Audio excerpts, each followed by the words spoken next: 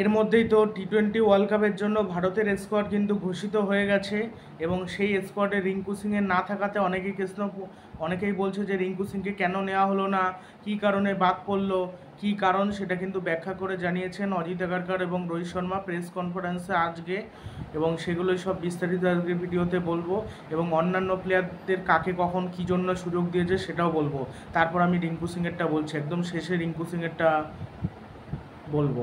আর যারা এখনও আমাদের চ্যানেলটা সাবস্ক্রাইব করেনি তারা প্লিজ চ্যানেলটা সাবস্ক্রাইব করে দিও, আর ভিডিওটি ভালো লাগলে অবশ্যই শেয়ার করে দিও। প্রথমে চলে আসে শুভমান গিলের কথায়। শুভমান গিলকে নিয়েছে তারা মানে রিজার্ভ প্লেয়ার হিসেবে নিয়েছে, তার কারণ 15 জনের স্কোয়াডে কম্বিনেশনের জন্য রাখতে পারেনি। গিল অবশ্যই ভালো প্লেয়ার, কিন্তু কম্বিনেশনের জন্য তারা গিলকে রাখতে পারেনি।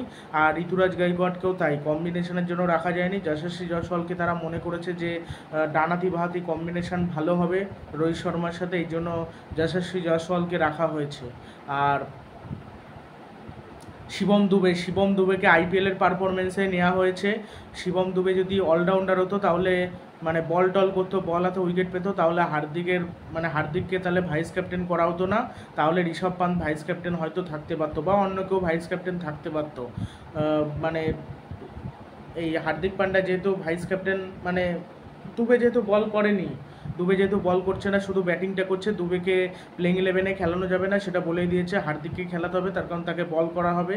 আর এখন হার্দিক কিন্তু টানা বল করেছে, খারাপ পারফরমেন্স করুক আর যাই করুক সে কিন্তু বল করেছে, সেই জন্য হার্দিককে আর কি রাখা হয়েছে, নাহলে রাখা হতো না। 1 নম্বর যেহেতু অলরাউন্ডার তাকে তো রাখতেই হবে, হার্দিক পান্ডার কোনো বিকল্প নেই। এটা আমি বহু আগেও বলেছি যে হার্দিক পান্ডার হয়তো বিকল্প নেই, এই জন্য তাকে রাখতেই হবে, আর কোনো উপায় নেই, তাই জন্য বাধ্য হয়ে তাকে রাখতে হবে। এবার চলে আসি রিঙ্কু সিংয়ের কথা, তারপর আরও কিছু কথা বলার আছে। রিঙ্কু সিংয়ের ব্যাপারে বলেছে যে রিঙ্কু সিংকে 15 জনের দলে না রাখার সিদ্ধান্তটা আমাদের জন্য খুব কঠিন ছিল, এই নিয়ে আমরা খুবই কঠিন আলোচনা করেছিলাম। আলোচনা করার পর এটা সিদ্ধান্ত নিয়েছিলাম, এতে রিঙ্কুর কোনো দোষ নেই। রিঙ্কু ভারতের হয়ে সম্প্রতি ভালো করেছে, কিন্তু আমাদের প্ল্যান অনুযায়ী আমরা বেস্ট 15 জন সিলেক্ট করেছি। তবে বেশি বোলার নিতে তারা চেয়েছিল, সেই জন্য রিঙ্কু সিংকে নেয়নি। আমি যখন টিম সিলেক্ট করেছিল তখনই হয়তো বলেছি যে অক্সারকে ওই জায়গায়, অক্সারের পরিবর্তে একদম রিঙ্কু সিং পারফেক্ট ছিল।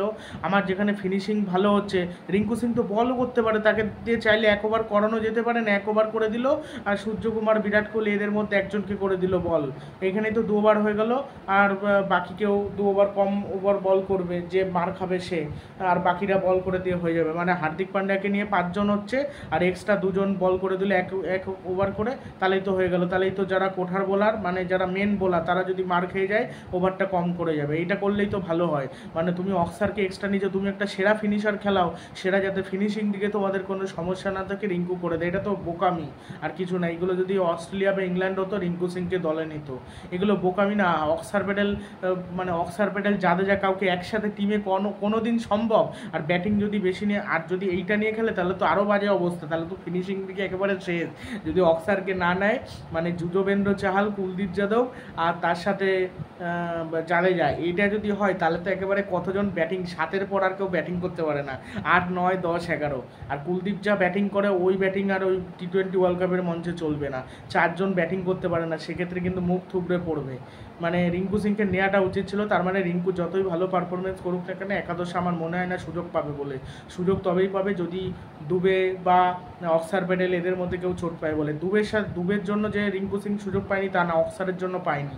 ওই অক্সার চোট পেলেই রিঙ্কু সিং সুযোগ পাবে, বা কোনো কারণে বাকি যে ম্যাচ 3টে রয়েছে জঘন্য খারাপ, বা একটু চোট পেয়ে গেলে, একজন চোট পেলে রিঙ্কু সিং সুযোগ পাবে। সেক্ষেত্রে আমার মনে হয় না আর কোনো অলরাউন্ডারকে নিয়ে আসবে বলে, রবিচন্দ্রন অশ্বিন বা ওয়াশিংটন সুন্দরকে বিশ্বকাপের মঞ্চে নিয়ে আসবে বলে, সেক্ষেত্রে হয়তো রিঙ্কু সিংকেই নেওয়া হবে।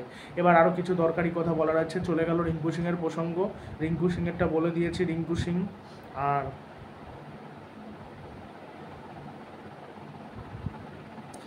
হার্দিক পান্ডার ব্যাপারটা ক্লিয়ার করে বলে দিয়েছে। বিরাট কোহলির স্ট্রাইক রেট নিয়ে কোনো কথা বলা উচিত না, এমনটাই বলেছে অজিত। প্রথমে হাসছিল দুইজনে, রোহিত শর্মা আর অজিত আগারকর, তারপর বলেছে বিরাট কোহলির স্ট্রাইক রেট নিয়ে কথা বলা উচিত নয়, সে একজন world class player, great player, মহান প্লেয়ার, তার স্ট্রাইক রেট নিয়ে কথা বলা উচিত নয়। সে যথেষ্ট দেশের হয়ে ভালো করেছে, ভালো খেলেছে, এমনটাই কিন্তু বলেছেন। কোহলির স্ট্রাইক রেট নিয়ে কোনো কথা হয়নি, সে আইপিএলে ভালো খেলেছে, এটাই। মানে আর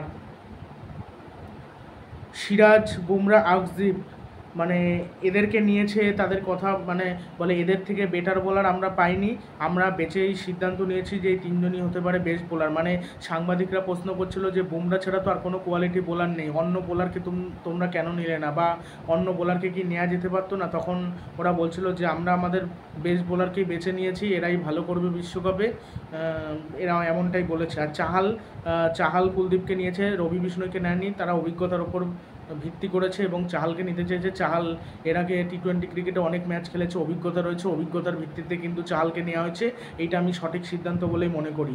আর কে এল রাহুলকে নেওয়া হয়নি, তার কারণ কে এল রাহুল বলেছে একটু হলেও পিছিয়ে রয়েছে সঞ্জু স্যামসনের তুলনায়, সেই জন্য সঞ্জু স্যামসনকে নেওয়া হয়েছে আগে, কে এল রাহুল সুযোগ পায়নি, পান্ত আর সঞ্জু স্যামসনকে এই জন্যই বেছে নেওয়া হয়েছে, এমনটাই বলেছে। আর জাদেজা তো নাম্বার 1 অলরাউন্ডার, সে টিমে থাকবেই।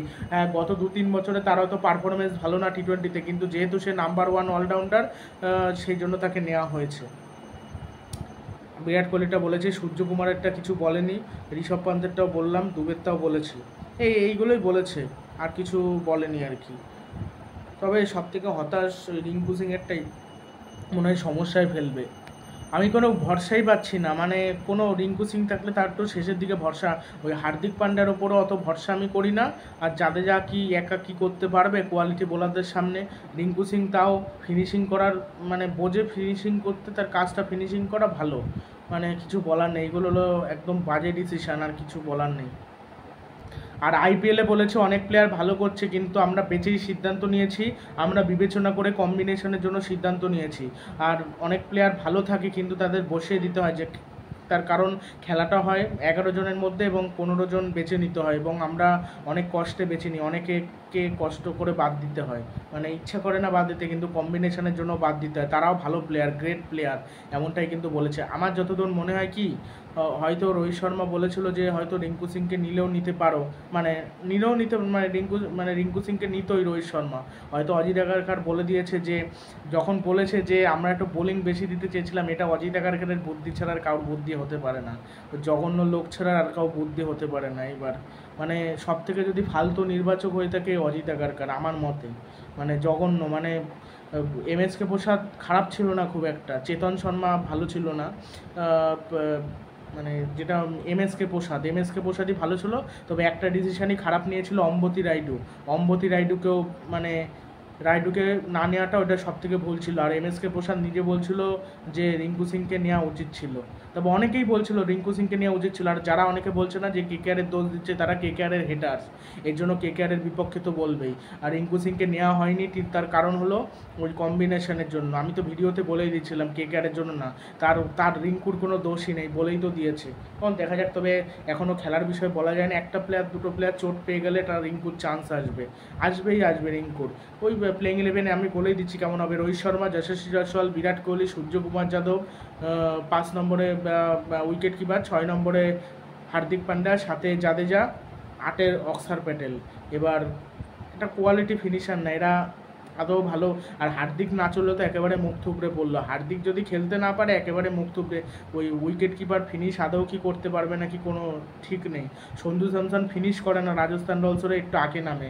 ঋষভ পান্তাও হয়তো করতে পারে, কিন্তু তার খারাপ পারফরমেন্স, টি20 ওয়ার্ল্ড কাপে জঘন্য পারফরমেন্স করেছে, সেরকম পারফরমেন্সই করতে পারেনি। জানি না কী করবে। ভিডিওটি ভালো লাগলে চ্যানেলটি সাবস্ক্রাইব করে দেবেন এবং ভিডিওটি শেয়ার করতে ভুলবেন না।